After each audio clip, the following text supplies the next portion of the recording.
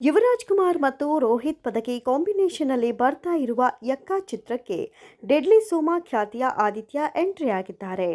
ಮತ್ತೊಂದು ಕಡೆ ಸೂರಿ ನಿರ್ದೇಶನ ಮಾಡ್ತಾ ಇರುವ ಯುವರಾಜ್ ಕುಮಾರ್ ಅವರ ಮೂರನೇ ಚಿತ್ರದ ಟೈಟಲ್ ಬದಲಾವಣೆ ಆಗೋದು ಡೌಟ್ ಎನ್ನಲಾಗ್ತಾ ಇದೆ.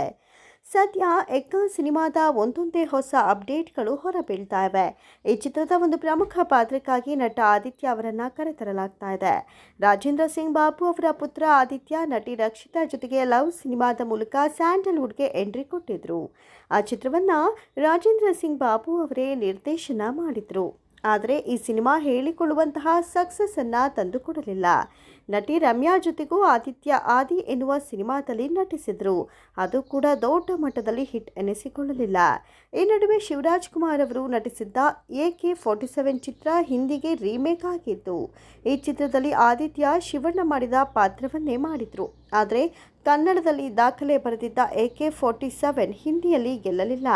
ಬಾಲಿವುಡ್ನಲ್ಲಿ ಅದೃಷ್ಟ ಪರೀಕ್ಷೆ ಮಾಡಿದ ನಂತರ ಮತ್ತೆ ಆದಿತ್ಯ ಕನ್ನಡ ಸಿನಿಮಾಗಳಲ್ಲಿ ಸಕ್ರಿಯರಾದರು. ಆದಿತ್ಯ ಪ್ರತಿಭಾವಂತ ನಟ ಆಗಿದ್ರು. ಅವರ ಪ್ರತಿಭೆ ತಕ್ಕಂತೆ ಯಶಸ್ಸು ಸಿಕ್ಕಿದ್ದು ತುಂಬ ಕಡಿಮೆ. ಆದಿತ್ಯ ನಟಿಸಿದ್ದ ರವಿ ಶ್ರೀವತ್ಸ ಸಿನಿಮಾದ ಡೆಡ್ಲಿ ಸೋಮಾ ಇವರಿಗೆ ದೊಡ್ಡ ಬ್ರೇಕ್ ತಂದುಕೊಟ್ಟಿತ್ತು. ಆನಂತರ ದರ್ಶನ್ ಜೊತೆಗೆ ನಟಿಸಿದ್ದ ಸ್ನೇಹನ ಪ್ರೀತಿನ ಕೂಡ ಯಶಸ್ಸು ಕಂಡಿತ್ತು. ಇದಾದ ಬಳಿಕ ಆದಿತ್ಯ ನಟಿಸಿದ್ದ ಎದೆಗಾರಿಕೆ ಹಿಟ್ ಸಿನಿಮಾ ಎನಿಸಿತ್ತು. ಈ ನಡುವೆ ಆದಿತ್ಯ ಹಲವು ಸಿನಿಮಾಗಳಲ್ಲಿ ನಟಿಸಿದರು. ಯಾವ ಸಿನಿಮಾ ಕೂಡ ಇವರ ಪ್ರತಿಭೆಗೆ ತಕ್ಕ ಯಶಸ್ಸು ತಂದುಕೊಡಲಿಲ್ಲ. ಇತ್ತೀಚೆಗೆ ಆದಿತ್ಯ 5D ಮತ್ತು ಕಾಂಗರು ಸಿನಿಮಾಗಳಲ್ಲಿ ನಾಯಕನಾಗಿ ನಟಿಸಿದರು. ಕಾಂಗರು ಸಿನಿಮಾ ವಿಮರ್ಶಕರಿಂದ ಮೆಚ್ಚುಗೆ ಗಳಿಸಿತ್ತು. ಆದರೆ 2 ಚಿತ್ರಗಳು ಬಾಕ್ಸ್ ಆಫೀಸ್ನಲ್ಲಿ ಯಶಸ್ಸನ್ನು ಕಾಣಲಿಲ್ಲ. ಇದೀಗ ಯುವರಾಜ್ ಕುಮಾರ್ ನಟನೆಯ ಯಕ್ಕ ಚಿತ್ರದಲ್ಲಿ ಒಂದೊಳ್ಳೆ ಪಾತ್ರ ಆದಿತ್ಯ ಅವರನ್ನು ಹುಡುಕಿಕೊಂಡು ಬಂದಿದೆ. ಆದರೆ ಆದಿತ್ಯ ಇಲ್ಲಿ ಯಾವ ರೀತಿಯ ಪಾತ್ರ ಮಾಡ್ತಾರೆ ಅನ್ನೋದು ರಿವೀಲ್ ಆಗಿಲ್ಲ. ಆದಿತ್ಯ ಮಾಡ್ತಾ ಇರೋದು ನೆಗೆಟಿವ್ ಪಾತ್ರವಾ ಅನ್ನೋ ಕುತೂಹಲ ಮೂಡಿದೆ. ಯುವರಾಜ್ ಕುಮಾರ್ ಅಭಿನಯದ ಯಕ್ಕ ಸಿನಿಮಾದ ಚಿತ್ರೀಕರಣ ಭರದಿಂದ ಸಾಗಿದೆ. ಕಳೆದ ವರ್ಷ ರಾಜ್ಯೋತ್ಸವ ಸಮಯದಲ್ಲಿ ಲಾಂಚ್ ಆಗಿದ್ದ ಯಕ್ಕ ಸಿನಿಮಾ ನವೆಂಬರ್ ತಿಂಗಳಲ್ಲಿ ಚಿತ್ರೀಕರಣ ಆರಂಭಿಸಿತ್ತು. ಚಿತ್ರದಲ್ಲಿ ಸಂಜನಾ ಆನಂದ್ ಮತ್ತು ಸಂಪದಾ ನಾಯಕಿಯರಾಗಿ ನಟಿಸುತ್ತಿದ್ದಾರೆ. ರತ್ನನ್ ಪ್ರಪಂಚ ಬಳಿಕ ಉತ್ತರಾಖಂಡ ಸಿನಿಮಾ ಆರಂಭಿಸಿದ್ದ ರೋಹಿತ್ ಪದಕಿ ಅದನ್ನ ಪಕ್ಕಕ್ಕಿಟ್ಟು ಯಕ್ಕ ಚಿತ್ರ ಕೈಗೆತ್ತಿಕೊಂಡಿದ್ದಾರೆ. ಬೆಂಗಳೂರು, ಮೈಸೂರಿನಲ್ಲಿ ಸಿನಿಮಾ ಚಿತ್ರೀಕರಣ ನಡೆಸಲಾಗಿದೆ.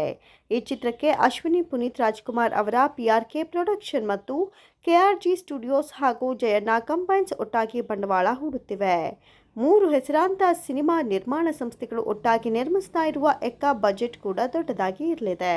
ಹಾಗಾಗಿ ಈ ಸಿನಿಮಾ ಬರೀ ಕನ್ನಡದಲ್ಲಿ ಮಾತ್ರ ಬಿಡುಗಡೆಯಾಗುತ್ತಾ ಅಥವಾ ಎಲ್ಲ ಸೌತ್ ಇಂಡಿಯನ್ ಭಾಷೆಗಳಲ್ಲಿ ತೆರೆಗೆ ಬರುತ್ತಾ ಅನ್ನೋ ಪ್ರಶ್ನೆಗೆ ಉತ್ತರ ಸಿಗಬೇಕಿದೆ. ಯಕ್ಕ ಚಿತ್ರದಲ್ಲಿ ಪಕ್ಕಾ ಮಾಸ್ ಹೀರೋ ಆಗಿ ಕಾಣಿಸಿಕೊಳ್ತಾ ಇರುವ ಯುವರಾಜ್ ಕುಮಾರ್ ಕಾಗೆ ಬಂಗಾರ ಚಿತ್ರದಲ್ಲಿ ಯಾವ ರೀತಿಯ ಪಾತ್ರ ಮಾಡ್ತಾರೆ ಅನ್ನೋದು ಅಭಿಮಾನಿ ದೇವರುಗಳ ಕುತೂಹಲಕ್ಕೆ ಕಾರಣವಾಗಿದೆ. ಇತ್ತೀಚೆಗೆ ಸಾಮಾಜಿಕ ಜಾಲತಾಣಗಳಲ್ಲಿ ದೊಡ್ಡಮನೆ ಅಭಿಮಾನಿಗಳು ಈ ಚಿತ್ರದ ಟೈಟಲ್ ಬದಲಾವಣೆಗೆ ಆಗ್ರಹಿಸಿದ್ರು. ಸದ್ಯಕ್ಕೆ ಆಗ್ತಾ ಇರುವ ಬೆಳವಣಿಗೆಗಳನ್ನು ಗಮನಿಸಿದ್ರೆ ಕಾಗೆ ಬಂಗಾರ ಅನ್ನೋ ಟೈಟಲ್ ಬದಲಾಗುವ ಲಕ್ಷಣಗಳು ಕಾಣುತ್ತಿಲ್ಲ.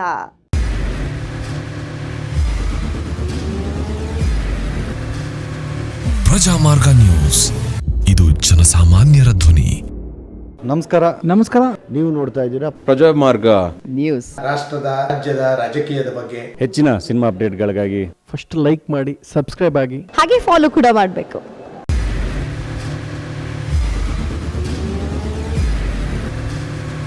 ಪ್ರಜಾಮಾರ್ಗ ನ್ಯೂಸ್, ಇದು ಜನಸಾಮಾನ್ಯರ ಧ್ವನಿ.